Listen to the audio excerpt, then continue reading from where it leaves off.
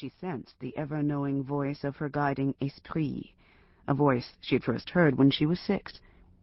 That voice had guided Marie well in the 25 years since. Her esprit had led her from New Orleans to Daytona to San Francisco to Sacagawea, this riverfront town hidden in the Washington woodlands. As a girl, Marie had named her esprit Fleurette, because that was her grand-mère's name, and therefore must contain some of her wisdom, she decided. And Fleurette was a wise one indeed. Fleurette did not want Marie to open the door. Her burning ears told her so. "Who's there?"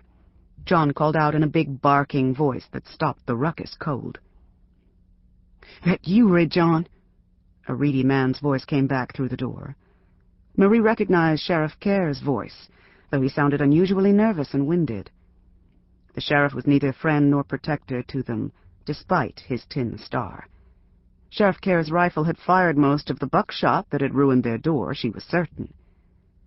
"Red John, you open this door. On my word, there's no shenanigans. We've got a sick child out here, and folks tell me your colored gal has some nurse training. They're saying she saved livestock hurt within an inch of their lives after the slide. God knows we need her now." John glanced back at Marie, who had risen to her feet without realizing it. Her ears still burned, but Fleurette's voice was lost beneath the sudden, concerned beating of her heart.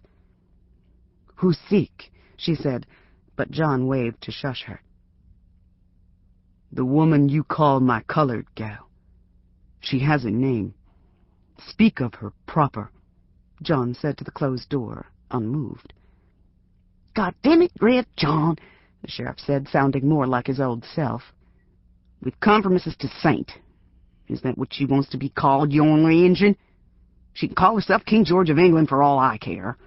I don't like this any more than you do, but Hal's girl needs doctoring in a hurry, and we've got to put the past aside. I can't fathom any God-fearing woman who'd nurse pigs and goats at this house and not people. Would you have this girl die here on your stoop? Open this door before we break it down. I mean it, Red John." "Please, Red John," another voice came through, Hal Booth's, a sick child's father. "Do it, John," Marie said, and only then did her husband unbolt the 2 locks. He did it on her word, not on the sheriff's or Hal Booth's. John made his position clear by the look he gave Marie, with a stab of his deeply set brown eyes. 5 people tumbled into the house with the stench of fear and summer perspiration, tracking red brick dust from the front porch into the foyer, onto the front rug already muddied beyond repair by the refugees who had crowded here the night of the slide. All of the arrivals were men except for Mattie Booth, who was 16, twice as old as Dominique. Mattie was limp in her father's arms. Mattie was a small-boned girl, but she weighed more than 100 pounds, surely, so they must have suffered quite a climb up the 21 stone steps that led to Marie's house from the road below. The steps were steeply set apart. Marie wouldn't have recognized Mattie except that they had named her, because her appearance was so changed.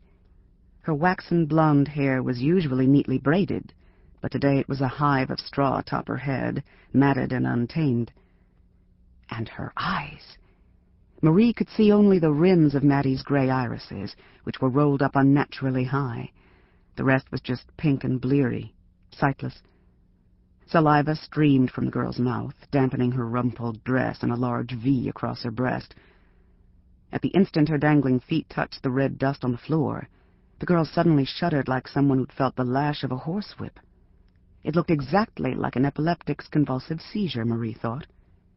She had studied epilepsy at the Mary McLeod Hospital and Training School for Nurses in Florida, so she knew a few things about the brain disorder that would be a great help if Mattie's ailment were what it appeared to be.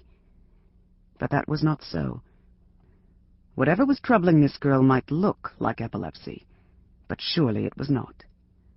Fleurette's warning rose to a screech in Marie's head, as if trying to split her skull in 2. Never, never had Fleurette carried on so. That was how Marie came to the terrible realization, although she'd suspected the truth from the mere sight of Mattie, especially after the girl's resistance to the red brick dust Marie had ground and freshened every morning to protect the house since the mudslide. to see how the girl's legs had jerked away. Marie had heard of such cases from grand-mère, but she had never seen one this pronounced with her own eyes. And then there was the smell. Mattie Booth stank. "Papa," Marie said, mute except for that word. She stopped in her tracks. What name was there for this? Abaka had been brought to her house in a flesh disguise. "She's had a fit," Mattie's father said, his blue eyes imploring. "She's never before been sickly, not like this, but it started yesterday morning. Said her stomach was ailing her. Then this morning she was out of her mind, talking senseless. Her skin's burning up one minute, cold as a block of ice the next.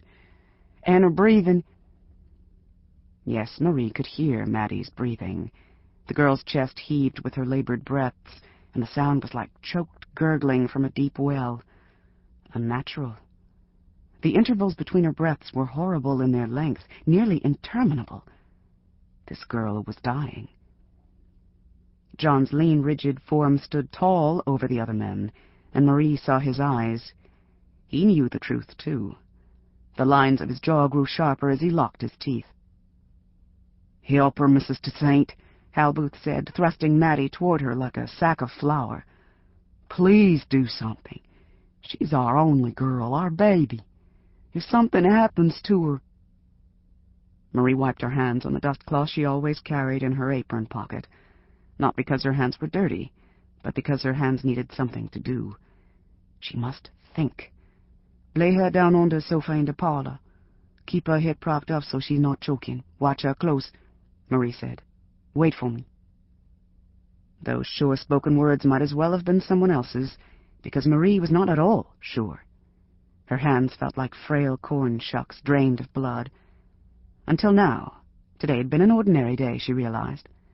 She'd been about to soak her green beans and begin drying her herbs like any other weekday. She'd had no telling dreams, no whispers from Fleurette to shake her from her sleep. The only odd thing about today had been John coming home from his logging camp 20 miles down the road because his back was hurting him. But even that wasn't so odd, because his back hurt from time to time when he forgot to drink his tea. She'd never taken John's backaches to signify anything special, and she'd been glad for his unexpected company. Yet here she was, facing this thing, and in her own home. Where had her warning been? Then she remembered one of the first lessons grand-mère had taught her. There is a cost for all things, one mirroring the size of the other. Marie could hardly say that she hadn't known to expect it. She had brought it here herself, as surely as she'd called it. Fleurette was in a frenzy in Marie's head. Marie's ears burned so badly now, she wished she could pull them clean off and be done with the pain. If she could heed Fleurette's soundless voice, she would run all of these intruders back out where they'd come from, even if it was at gunpoint. Then she'd be wise to begin lighting candles right away, if it wasn't too late already. As she turned toward the stairs, Marie began whispering prayers she had never uttered. "Marie," John said, taking long strides to follow her. "A girl so young," Marie muttered, and her hands trembled. She could still smell Mattie even here at the staircase, and the stench nearly turned her stomach. If any of the rest of them had the ability to smell it as she did, they would not be able to bring themselves to touch that child, she thought. She wondered how she could touch Mattie herself when the time came. "C'est tragique, John. C'est sinistre. This is not your fight." John had never been a whisperer, and Marie was sure everyone in the house heard him when he spoke, his low-pitched voice bouncing across the walls. He followed her as she took the wooden stairs 2 at a time. "Help me find the blankets. We'll need an armload. What if that were Dominique?" "What if it was?" John said, and for the first time she heard something in his voice that was not born of their bitter time in Sacagawea. He took her shoulders and roughly turned her around, forcing her to look at his face, which was nearly hidden in the long, loose strands of his jet-black hair. But his eyes were not hidden. John's eyes spoke his heart.